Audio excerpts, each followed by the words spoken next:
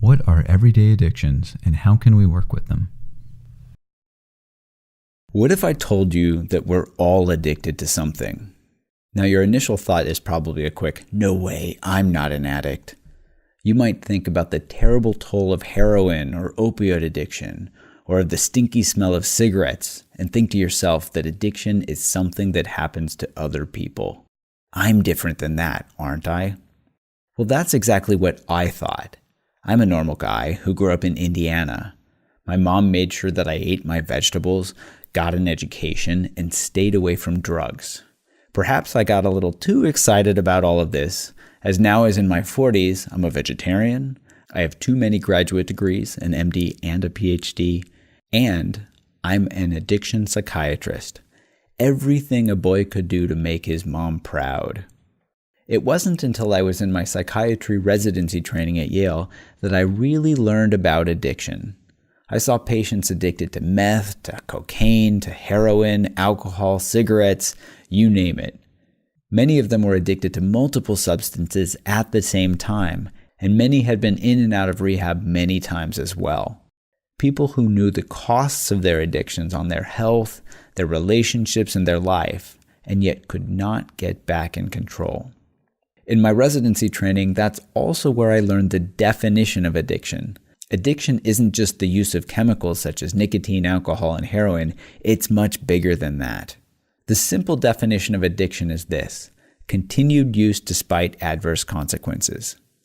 Continued use despite adverse consequences. Wow, that goes way beyond cocaine. That could mean continued use of anything. So I asked myself, what if the root of addiction isn't in the substances itself, but somewhere deeper? What really causes addiction? I started doing some research. And the joke for researchers is that research really means me-search, as in we study our own quirks, our own foibles, and even our own pathology, consciously or unconsciously. I also started asking my friends and coworkers about their habits. Long story short, I found addiction everywhere. Continued tweeting despite adverse consequences. Continued shopping despite adverse consequences.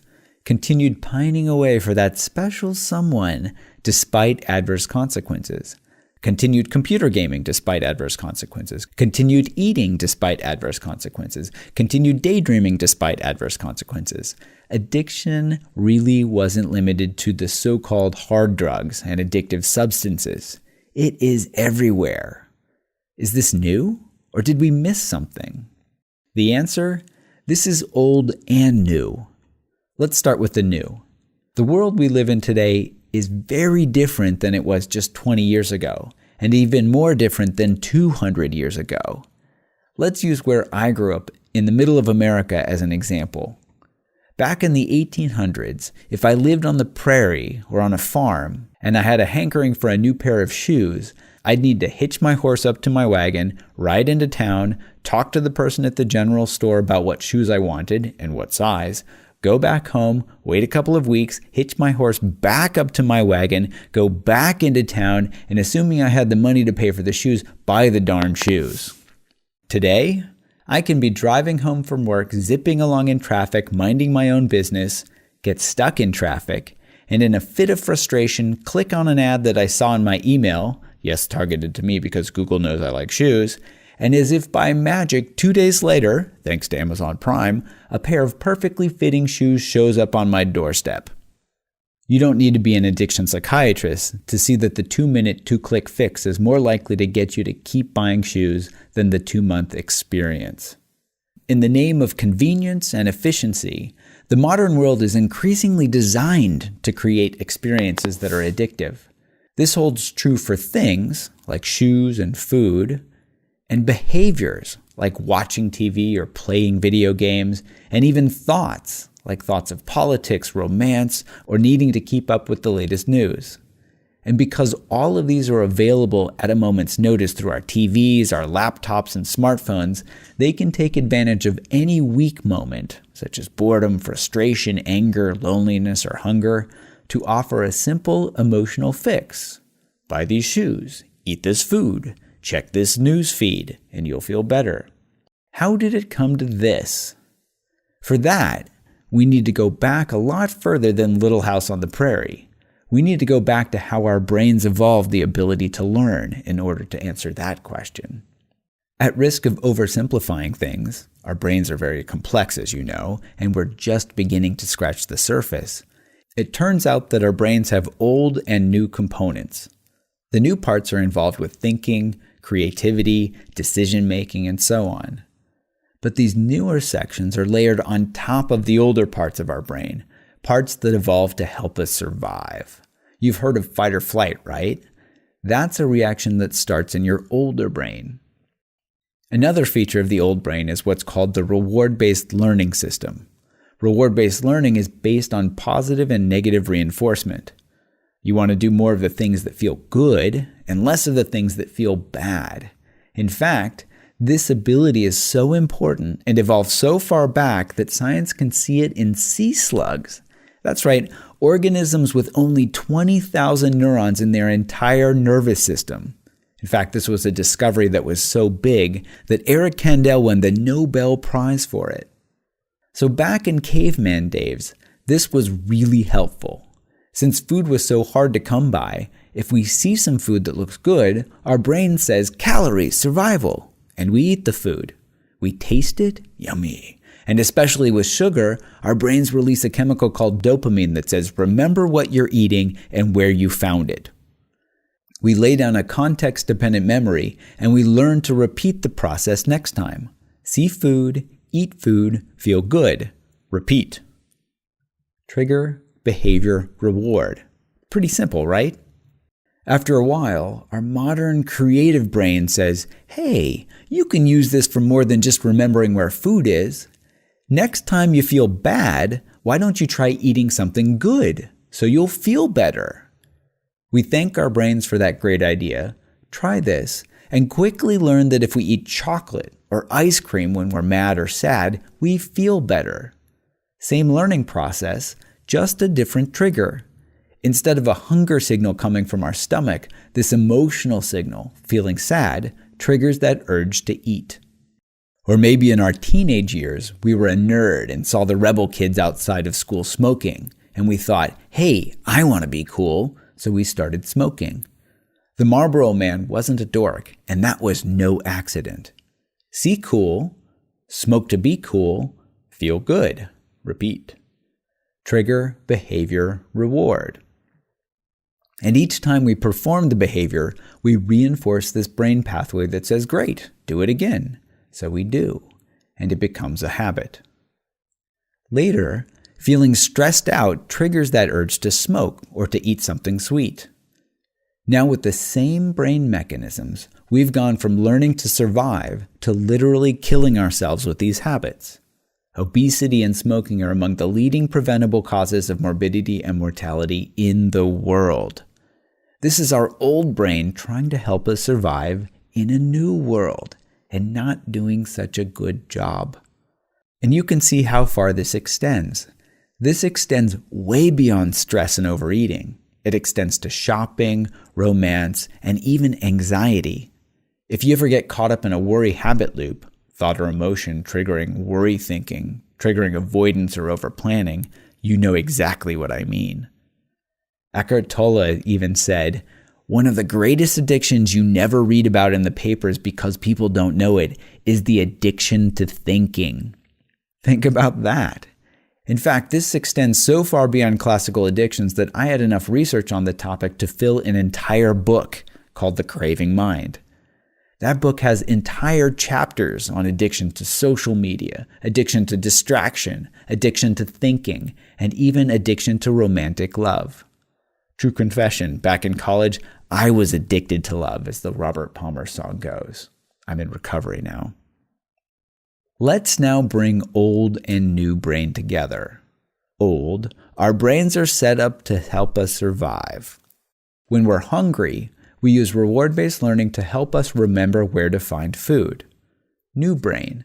This learning process can be leveraged to trigger cravings, create habits, and evoke emotions, and spill over into compulsive behavior like shopping and other types of behavioral addictions.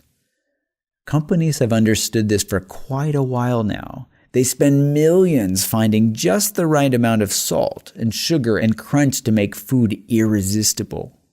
Or they spend countless hours tweaking their algorithm to make sure you see the perfect photos, videos, and posts that will keep you scrolling, and on their system, for hours.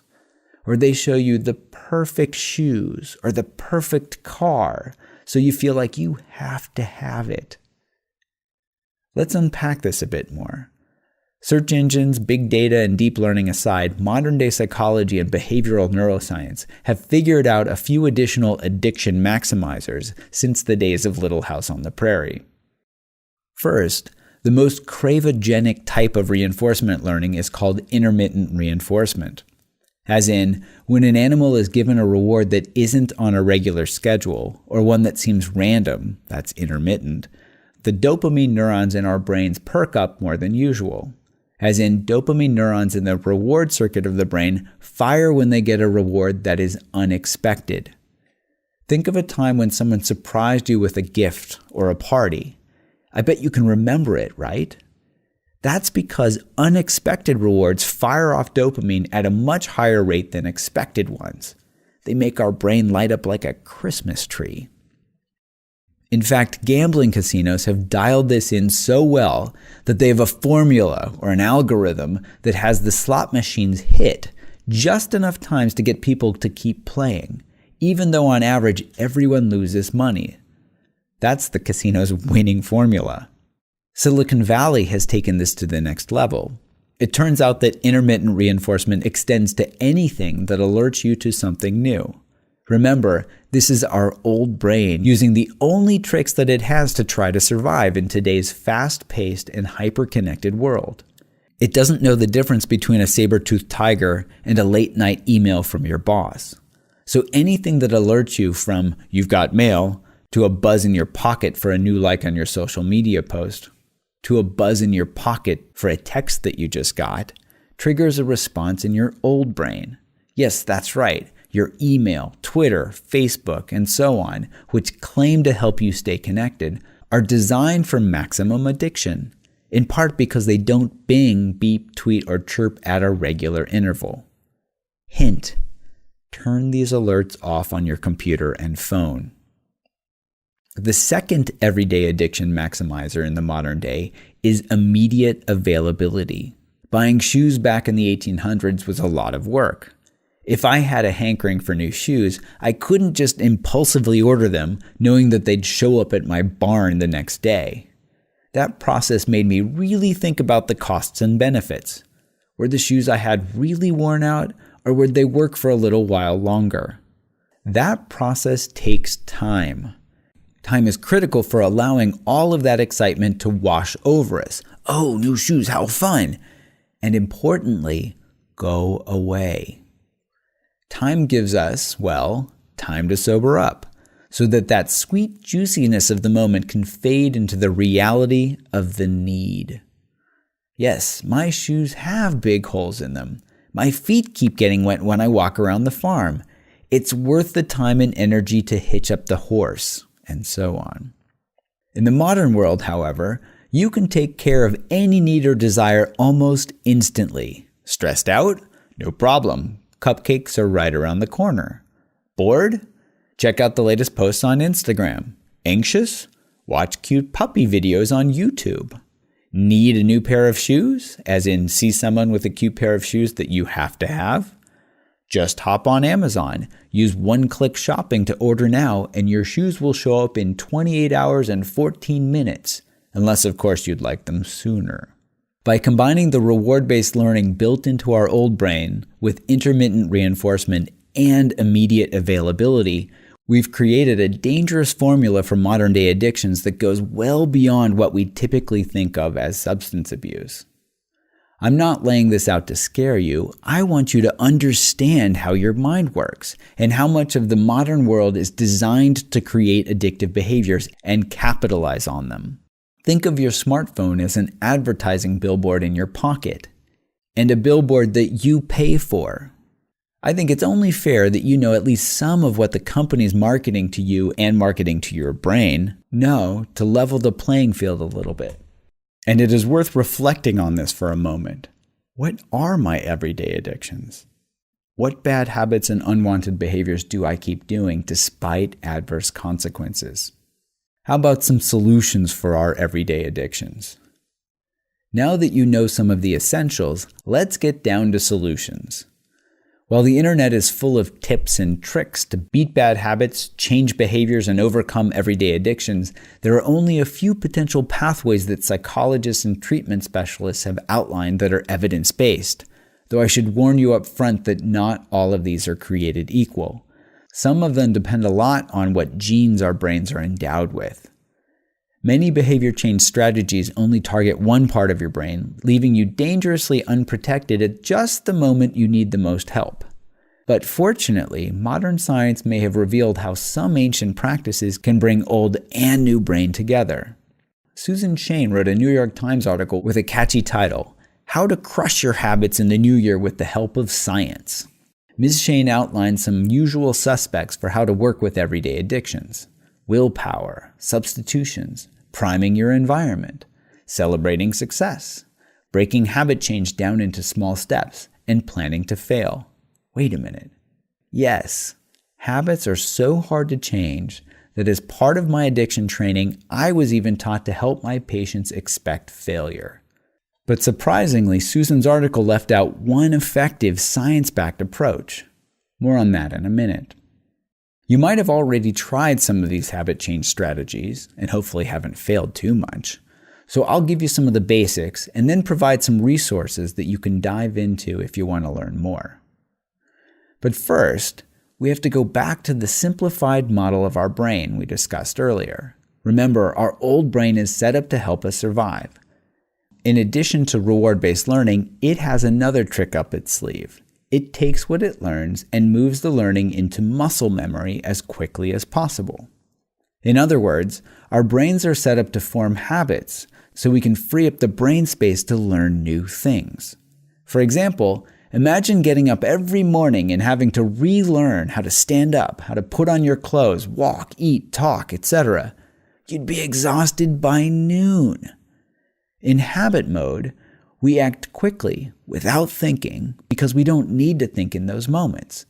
Think of this as our old brain telling our new brain, "Don't worry, I've got this. You don't have to spend energy here," and can think about other things. This is partly how the newer parts of our brain were able to evolve the ability to think and plan. From an anatomical perspective, this brain region is called the prefrontal cortex, or the PFC for short, and it's located just behind our eyes and our forehead.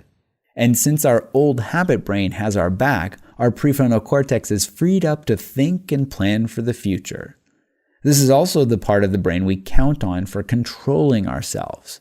If we see a donut, our old brain tries to impulsively pounce on it, thinking calorie survival. After all, someone else might swoop in and eat it, so we need to get to it first.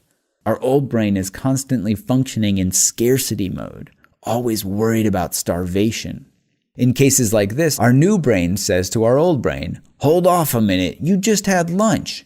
This is not healthy and you're not even hungry." Think of it this way. Our new brain is that rational voice that helps us hold off and eat our vegetables before we have dessert.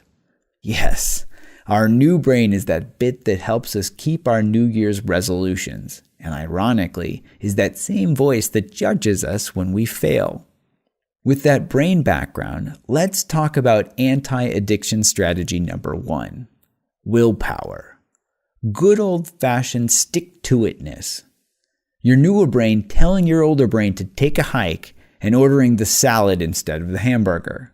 There are tons of books written about how to build the mental willpower muscle, and many of them were worth a read. Willpower seems like it should work, but there are 2 big caveats.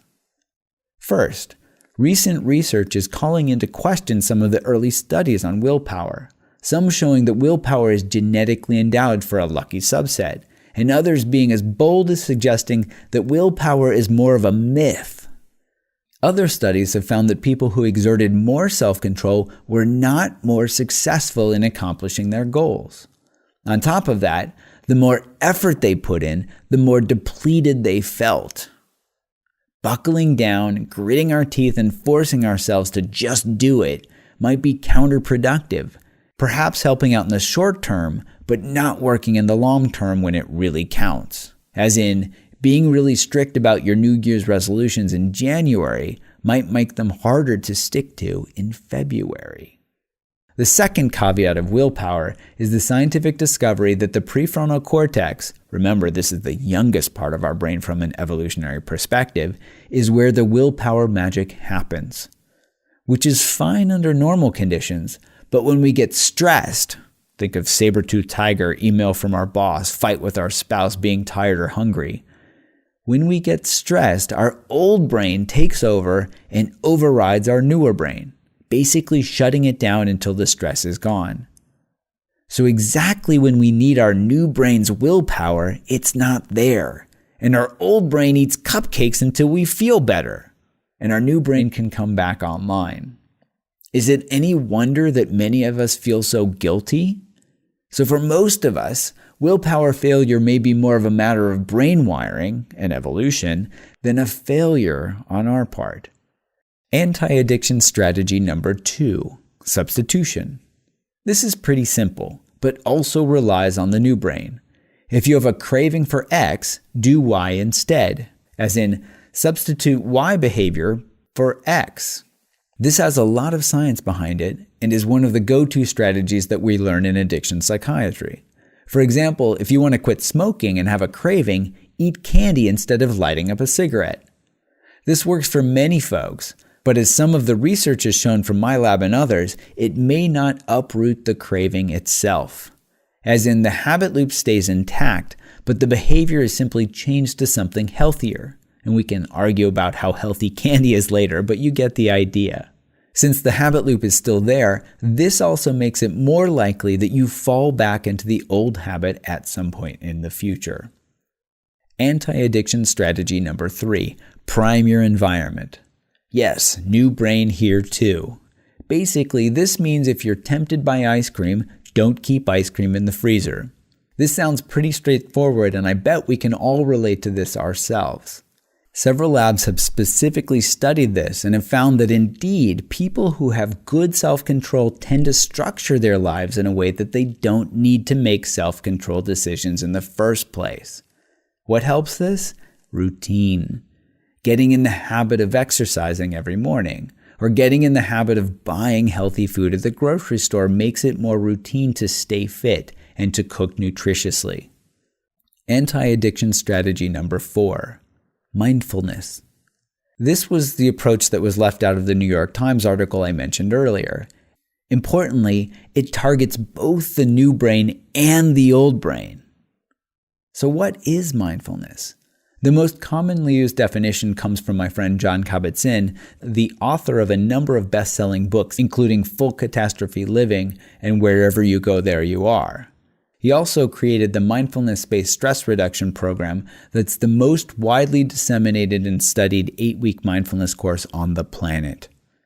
John's definition of mindfulness goes like this: the awareness that arises when paying attention in the present moment, on purpose, and non-judgmentally. Basically, he's pointing to 2 aspects of experience: awareness and having a curious attitude. Let's unpack that a bit. Remember how our old brains react to positive and negative reinforcement to determine what to do, and then is really good at turning that behavior into habits? If we aren't aware that we're doing something habitually, we will continue to do it habitually. John describes this in terms of autopilot. If we've driven the same road 1,000 times, it becomes pretty habitual. We tend to zone out and think of other things while we're driving, sometimes to the point where we don't even remember how we got home from work. We were at work, then we were at home. We might remember a podcast that we listened to on the way, but that might be it. How did we get home? Magic? No. Habit. Building awareness through mindfulness helps us pop the hood on what's going on in our old brain. We can learn to recognize our habit loops while they're happening rather than waking up at the end of them. Once we're aware of our habit loops, those times when we're on autopilot, we can then get curious about what's happening. Why am I doing this? What triggered that behavior? What reward am I really getting from this? Do I want to keep doing this? Here, curiosity is that key ingredient, that key attitude that helps awareness help us change habits. And it can become a powerful reward on its own. Do you remember the last time you were curious about something? That emotion's a powerful reward in itself, signaling to your old brain that this is better than a quick sugar rush followed by tons of guilt. It's almost a no-brainer.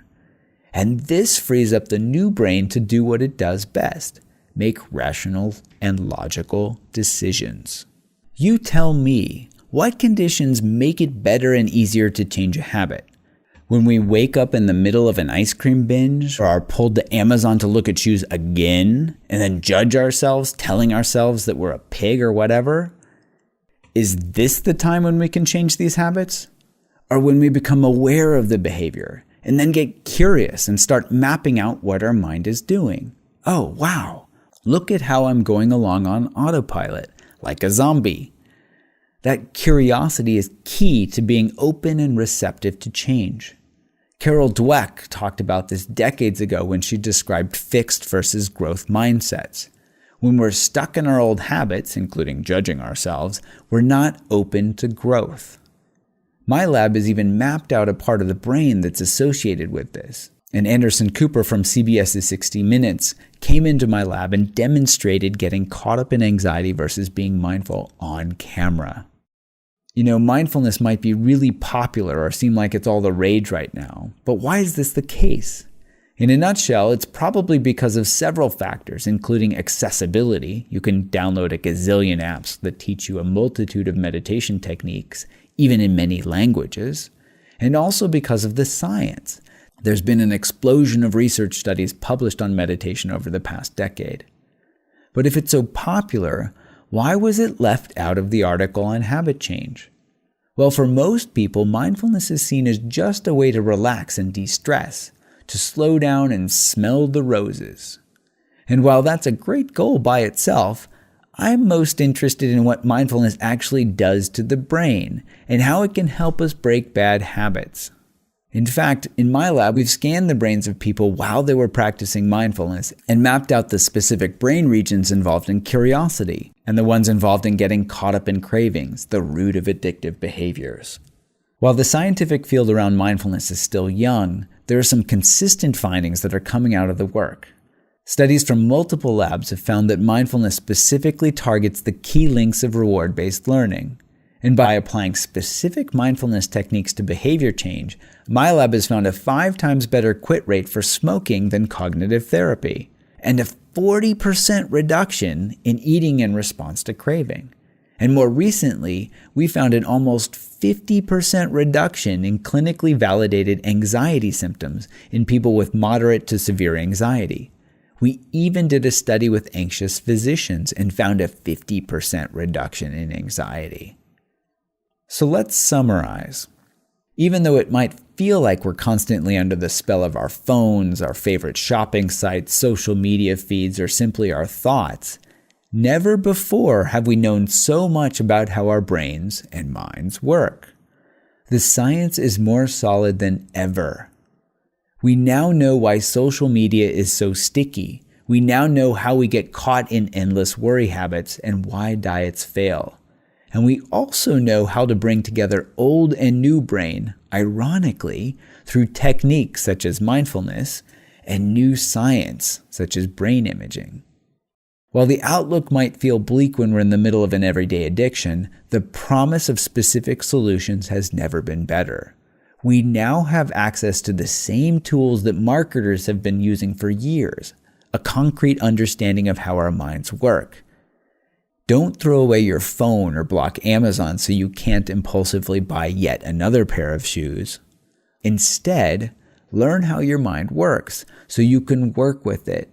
Bring in awareness and curiosity to transform all of that energy in a better way. You can even lock in the habits of kindness and curiosity as those rewards that pay it forward both for ourselves and others, because they feel so good. Continued use with no adverse consequences. That's a winning formula. Bottom line, number 1, our brains are set up to get hooked. It's not our fault, they're just trying to help us survive. Number 2, old brain acts on impulse. This is reward-based learning. Trigger, behavior, reward, repeat. This is how habits are set up so that we react on autopilot. Number 3, the modern world is designed to addict. Food, phones, email, shopping, dating apps, you name it. These are all engineered to trigger dopamine release in our brains. We get addicted to everyday things. Number 4, new brain. Rational, logical, decision maker. This is the seat of self-control and willpower. It's too inexperienced and weak to compete with the old brain. Number 5, current habit change strategies largely rely on the new brain, and these often fail because the prefrontal cortex goes offline when we need it most. Number 6, modern science. Modern science has shown that we can bring old and new together with techniques like mindfulness and other strategies such as motivational interviewing. These can tap into reward-based learning to help our brain see the lack of the reward in harmful habits, as in how bad they really feel, and the real rewards of helpful habits, as in how good it feels when we're curious and kind. And finally, number 7, understanding our minds helps us change our brains. Awareness, curiosity, and kindness are key for learning, as in these help us get into a growth mindset. If you'd like to learn more, you can click on these links and be sure to follow me on Twitter so you can learn about the latest research. Thanks for following along.